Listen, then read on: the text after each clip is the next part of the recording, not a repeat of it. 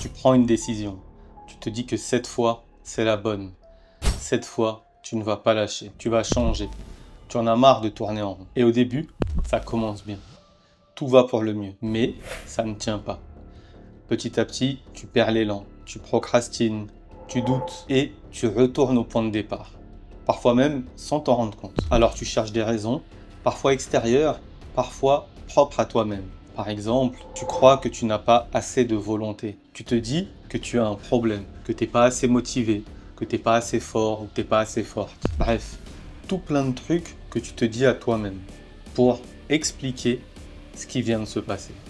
Mais en fait, si c'était faux, et si ton cerveau, à ton insu, faisait tout pour t'empêcher d'avancer. Pas parce qu'il est cassé, mais parce qu'il a appris que rester comme tu es, c'était plus sûr. Même si c'est désagréable. Et si ton cerveau faisait tout pour éviter que tu changes vraiment. Bienvenue dans cette vidéo où on va voir ensemble pourquoi parfois tu te sabotes. Alors que tu veux vraiment changer. Alors que tu veux vraiment évoluer.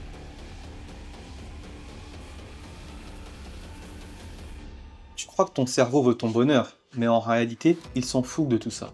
Lui, ce qu'il cherche, c'est la survie. Ce qu'il cherche, c'est continuer à vivre. Et la survie, ça rime pas forcément avec évolution. Le cerveau, c'est une machine à prédire. Et il va préférer un inconfort qui lui est familier plutôt qu'une nouveauté qui est incertaine. Il choisira toujours ce qu'il connaît, même si c'est douloureux.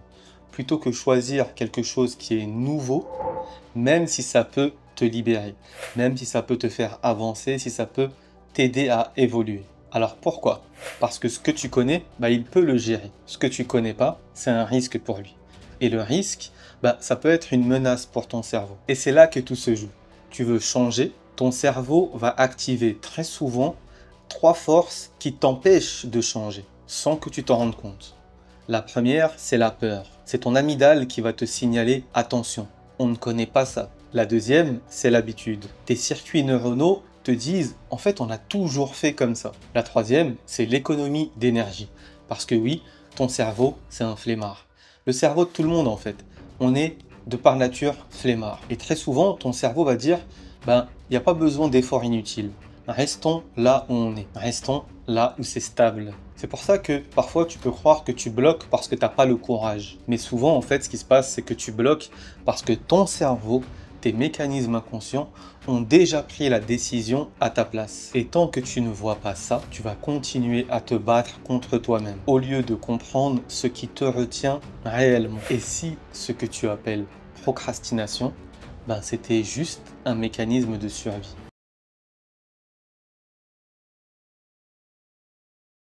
Ok, maintenant tu vas avancer.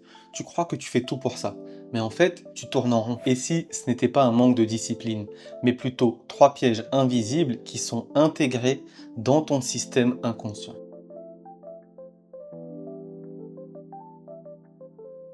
Tu ne répètes pas des situations par hasard. Tu répètes ce que ton système émotionnel connaît déjà, même si c'est toxique, même si c'est destructeur. Tu dis vouloir la paix, mais si ton cerveau a associé le stress à l'amour, par exemple, le silence à l'abandon, ou le calme à l'ennui, tu vas inconsciemment recréer l'inconfort que tu connais, plutôt que d'affronter un confort mais qui est inconnu. Ça peut paraître curieux dit comme ça, mais prends le temps vraiment d'observer ça et tu verras bien.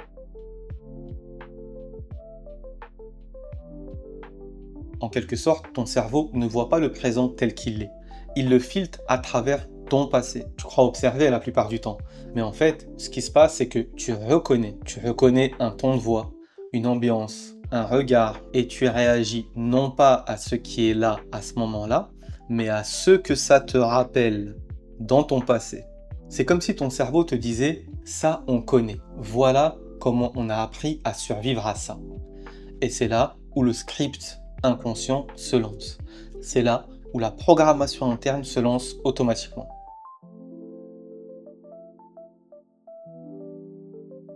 Bon, là on va aller encore un peu plus loin et la plupart du temps on croit qu'on décide avec la volonté. Mais 95% de nos réactions sont automatiques. On dit je vais changer, mais notre système a déjà anticipé comment le ramener au point de départ. Ce qu'il peut faire, c'est qu'il va envoyer une fatigue soudaine. Il va inonder de doutes. Il peut aussi nous distraire avec des micro-urgences qui ne sont pas vraiment des urgences. Et c'est là que tu commences à replonger en douceur. Attention, ce que je dis, c'est pas que tu es en train de faire exprès. Non, tu le fais pas exprès.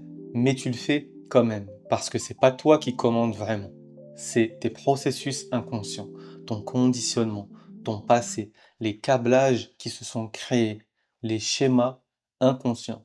Et tant que tu ne le vois pas, tu restes enfermé dans une prison dont toi seul as la clé.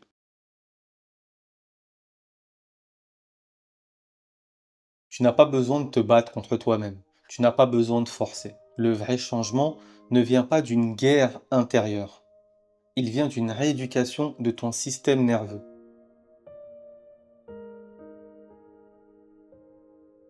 La nouveauté fait peur, parce que ton système nerveux l'associe automatiquement à un danger. Mais chaque fois que tu restes présent, calme, enraciné, tu crées une nouvelle association. T'as pas besoin de prendre de grandes décisions, juste d'apprendre à rester là, respirer, observer, tolérer l'inconnu sans le fuir. C'est comme si tu musclais une zone de ton cerveau qui était atrophiée. Petit à petit, tu deviens plus solide, pas plus fort, plus stable.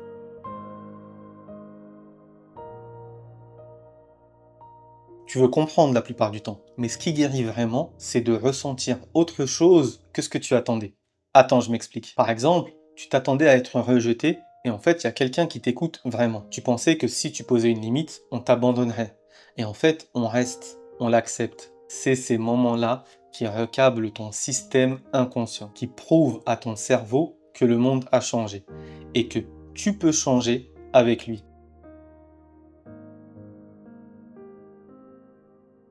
Comme on l'a vu, changer, c'est pas une question de volonté, c'est une question de charge émotionnelle. C'est difficile d'avancer si ton corps vit chaque pas comme une menace. Mais si tu ralentis, si tu respires, si tu régules, tu peux commencer à bouger sans panique, en toute tranquillité. Ça veut pas dire que changer devient plus facile, ça veut dire que changer devient moins violent.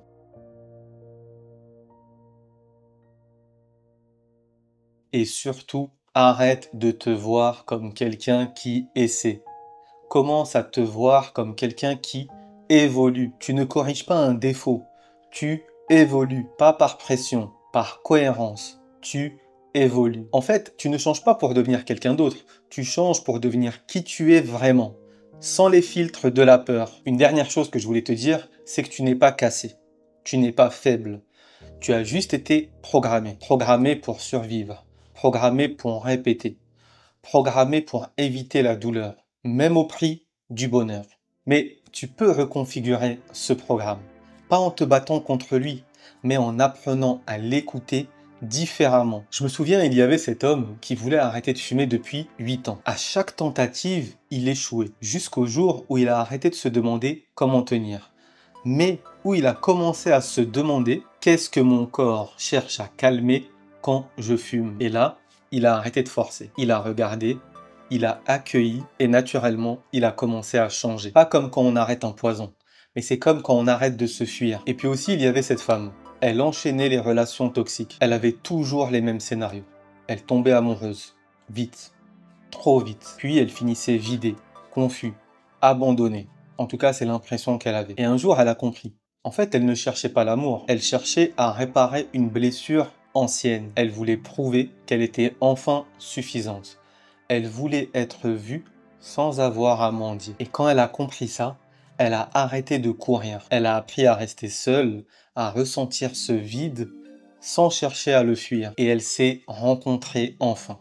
Elle s'est retrouvée enfin.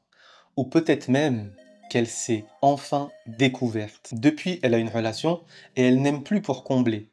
Elle aime pour partager. Bref, tout ça pour te dire que ce que tu ressens n'est pas un obstacle à ton évolution. C'est le chemin. Et maintenant que tu le sais, tu ne peux plus faire semblant. T'as pas besoin de forcer. Mais tu peux choisir, tu peux créer, tu peux avancer autrement. Si tu veux aller plus loin, tu trouveras tout ce qu'il faut dans la description pour bien commencer. Pas pour changer vite, mais pour changer vraiment. Et ce qui est le plus important, à ton rythme. Je m'appelle toujours El Harag. Prends bien soin de toi.